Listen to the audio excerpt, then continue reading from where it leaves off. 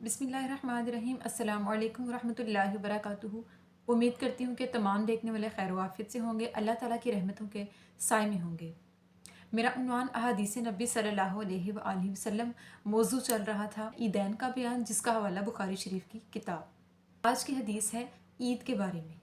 हदीस बयान करने से पहले मैं लफ्ज़ ईद की कुछ वजाहत और अक़साम के बारे में बताती चलूँ कि ईद का लफ्ज़ अरबी ज़ुबान का लफ्ज़ है, जिसका मतलब है खुशी मनाना, जश्न मनाना या चहल पहल करना। दीन इस्लाम में ईद की दो अक़साम हैं जो कि मुसलमानों पर मनाना फ़र्ज़ कर दी गई हैं और सुन्नत कर दी गई हैं। ईद उल फ़ितर वो ईद जो कि रमज़ानुल मुबारक के इख्तिताम में और शवाल के शुरू के 3 दिनों में मनाई जाती है। लफ्ज़ ईद का मतलब है खुशी मनाना और फ़ितर का माना है रोज़ा खोलना, रोज़ा ख़त्म कर देना, यानी रोज़ा इफ़्तार कर लेना। इफ़्तार और फ़ितूर के लफ्ज़ से फ़ितर का लफ्ज़ निकाला गया है, जिसको ईद के साथ मुख्तस कर दिया गया है ईद उल फ़ितर।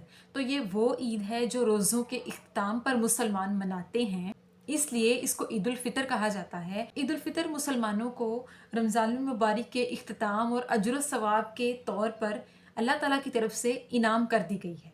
यानी अल्लाह पाक ने ईद उल फ़ितर को मुसलमानों पर इनाम किया है, यानी अजर सवाब के तौर पर मुसलमानों को ये त्यौहार मनाने का हुक्म दिया। दूसरी ईद है ईद उल अज़हा, जिसको आम तौर पे बकरा ईद या बड़ी ईद कहा जाता है। बकरा लफ्ज़ बकरा से मुराद गाय है, जिसकी कुर्बानी का हुक्म दिया गया है, जो कि सुन्नत इब्राहीमी है। हज़रत इब्राहीम अलैहिस्सलाम ने जब अल्लाह ताला की राह में कुर्बानी देनी चाहिए और वो अपने बेटे को ज़िबा करने लगे, तो अल्लाह पाक ने एक दुम्बा नाजिल फरमाया और साथ ही ये हुक्म दिया कि इसकी कुर्बानी दो, मैं तुम्हारी कुर्बानी कबूल फरमाऊंगा। तुमने अल्लाह की राह में अपनी अजीज़ चीज़ को कुर्बान करना चाहा, तो मैंने तुम्हारी कुर्बानी कबूल फरमाई, लिहाजा तुम पर कुछ जानवर हलाल कर दिए गए, जिसको तुम अल्लाह की राह में ख़रीद कर कुर्बान किया करो और अल्लाह ताला तुम्हारी कुर्बानी को कबूल फरमाएगा। इसे ईद उल अज़हा करार दिया गया। ईद उल अज़हा मुसलमान हज के महीने में मनाते हैं। ये दोनों ईदें मुसलमानों के लिए खुशी और मसरत का एक त्यौहार हैं, जो कि मनाना सुन्नत है।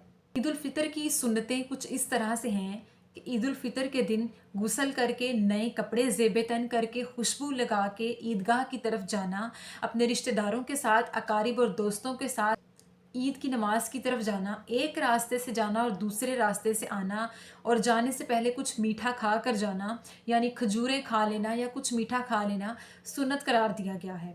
ईद वाले दिन यानी खुशी वाले दिन अल्लाह ताला की तरफ से हुक्म है कि कोई भी उस दिन गम और सोग की बात ना करे, क्योंकि ईद के दिन को सिर्फ खुशी के साथ ख़ास कर दिया गया है। लिहाजा इस दिन सोग मनाना या किसी चीज़ का गम मनाना हराम करार दिया गया है। ईद की नमाज के बाद तमाम इमाम मसाजिद में ईद का खुतबा देते हैं, जिसको सुनना ईद की नमाज के बाद फ़र्ज़ करार दिया गया है। तो मुसलमानों को चाहिए कि ये त्यौहार खुशी और मुसरत के साथ अपने दोस्त अहबाब और घर वालों के साथ सुन्नत तरीके से अदा करें। ईद उल अज़हा वो दिन है कि जिस दिन अल्लाह ताला के हलाल कर दिए गए जानवरों को अल्लाह की राह में कुर्बान करके, ज़बह करके उनका गोश्त खुद खाना और दूसरों में बांटना और सुन्नत तरीके से तकसीम करना, अपने अजीज़ व अकारिब और दोस्त अहबाब में तकसीम करना सुन्नत है, जो कि मुसलमान खुशी और मुसरत के साथ मनाते हुए हज़रत इब्राहीम अलैहिस्सलाम की सुन्नत को ज़िंदा रखते हुए मनाते हैं और अल्लाह की राह में जानवर कुर्बान करके गोश्त रिश्तेदारों और अजीज़ों में तकसीम करते हैं।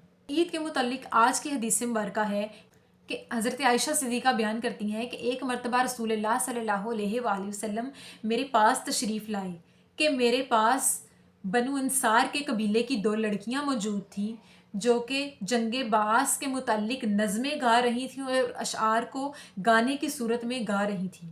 तो इस पर हज़रत अबू बकर सिद्दीक़ ने कहा कि रसूलुल्लाह सल्लल्लाहु अलैहि वसल्लम की मौजूदगी में ये सब। तो इस पर नबी करीम सल्लल्लाहु अलैहि वसल्लम ने फरमाया कि रुक जाओ, जाने दो, और आप सल्लल्लाहु अलैहि वसल्लम ने खामोशी का इजहार फरमाया और फरमाया कि ये ईद का दिन है। जब वो लड़कियां वहाँ से चली गईं तो हज़रत अबू बकर सिद्दीक़ दूसरे काम में मशगूल हो गए। तो नबी करीम सल्लल्लाहु अलैहि वसल्लम ने हज़रत आयशा सिद्दीक़ा से फरमाया, ये गाना गाना और खुशी और मुसरत को मनाना देखना चाहोगी, ये खेल देखना चाहोगी? तो हज़रत आयशा सिद्दीक़ा ने मुँह हिलाते हुए कहा कि हाँ।